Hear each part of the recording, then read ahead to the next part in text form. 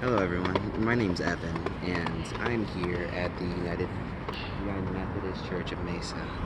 Um, this part has been a part of the historic Phoenix area for over 120 years now, and was here long before the hustle and bustle that we all know and love today of the society. This church was in operation before the population even reached 1,000 people. It was around 700 actually, and was considered a small-scale society, and were multiculturalists, being advocates for many different cultures and understanding everyone is different. The church states that are started with just patches of dirt, small roads, and high dreams for the settlers that came here for a new start. What I thought was interesting is that back in the 1920s, the church was very proactive in creating programs for the youth and creating opportunities for different ethnicities and cultures. The church sponsored Mesa's first Boy Scout troop, and the built churches for the predominantly Hispanic background individuals. And the church's name was the Red Tendor Methodist Church. And what I also thought was kind of interesting is that this all happened around the 1920s, and they also built another church called the Akuda Memorial Church, which predominantly consisted of people of Japanese descent. So moving into the last century, in 1949, fundraising began to fund the construction of the final location that we are actually at today for this lovely church right here. They received a $56,000 donation, I believe their website said, from the Dobson family to build that tower right there. And in the 1960s, specifically 1968, the United Methodist Church was formed when the Evangelical United Brethren Church and the Methodist Church united to form a new denomination. So the church themselves is monotheistic, and they have many symbols, but the most noticeable is the cross and flame, which represents Christ as the cross and the Holy Spirit as the flame. When someone dies, they do not focus on the negative that person is gone, but they focus on the positive notion that they were alive, they were able to experience this beauty and be able to bask in God's glory. And they focused on what they did here and their contributions and how nice they were to everyone, rather than the negatives of this person's gone. They relished in their lives. So moving on from their past, I have actually met someone here from my last visitation that I actually wanted to do an interview with, but unfortunately it's been postponed multiple times, and she has her mother has family issues, or her mother has some issues. She might be in the hospital, so unfortunately she wasn't able to make it today. But she just wanted to. She did partake in the ceremony that I did observe at the communion, and she's been going here for years, and she's just passionate about her beliefs, and she's aspiring to be a missionary and to go off to a foreign land to spread the loving word of Jesus Christ. When she returns, she actually plans on becoming a deaconess one day, and will focus on spreading love and acceptance rather than hatred and ignorance. Okay, unfortunately, like I said before, she wasn't here to make it today, and I wish her the best of luck, and I hope that her mom takes a turn for the better. She just wanted me to make sure that her message is properly conveyed to all of my audience, whoever that may be, that she just wants everyone to be happy and strive to achieve their dreams with a support structure that has been helping the Mesa area for over a century.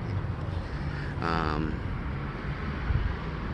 Now, personally, I believe that the United Methodist Church is I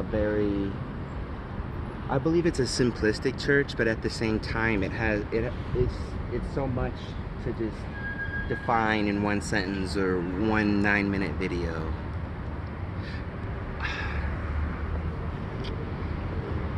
For something that's been around for such a long time, it has such a deep history here in the city.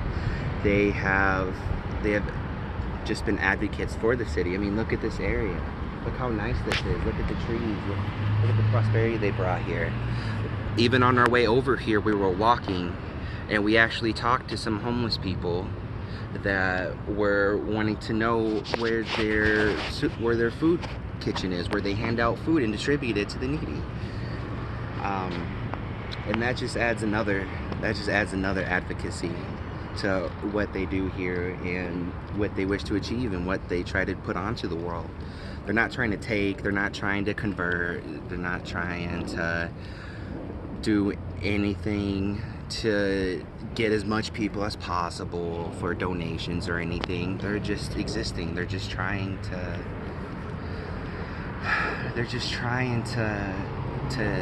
be. They're just trying to be, and they're just trying to spread the love. They're trying to spread the word, and they're just trying to be advocates. I don't know how much I could stress that. And it's just really touched me, and it's actually really kind of humbled me, because I came in here with a notion that oh, this is just like any other church. Oh, they're gonna try to badger me for donations, or try to get me to do something that I don't want to do, or try to get me to convert in some way. But no, they were just happy to be there and to meet my acquaintance. They were interested in who I was and where I was from and my story, and they're just very nice people. They're good people, and there's really nothing more that I could say. When I was observing the communion, the spiritual leaders up there were, they were nice. You could hear them from the back. They wanted to make sure everyone was participating, but you didn't have to if you didn't want to. Excuse me, because they didn't want to make everybody uncomfortable. They want you to be as comfortable as possible, and they want you to enjoy your time there. They want you to think, and they want you to experience and love the spirituality that is installed in this fine building here that, like I said, has been here for close to 100 years. Not the original building, of course, but it's made from fragments of that original building, which I thought was pretty interesting. And I like it when they do that, just because preserving history is something that is absolutely necessary and is completely needed. So going forward here, as you can tell, it's very busy. It's in the heartland of Mesa. It's right across from the center, so people can go there for all the help and anything that they need. And they're just a shining symbol of what they represent here in Mesa. They represent being able to come here without judgment, without persecution, without any type of knowing who you are. They're just happy to be there. And I'm just so thankful that I was just able to speak to them and talk with them and just be a part of it in general. Actually, it's been wonderful. And in conclusion, sorry, I wrote this down. I can't remember all of this in all honesty. It's okay. And in conclusion, the people here, they're nice and they accept you for who you are. And I just wanted to say thank you all for listening to me talk about my presentation. I hope that it's been somewhat insightful and that you'd be willing to come here and check it out yourself sometime if you're in the area.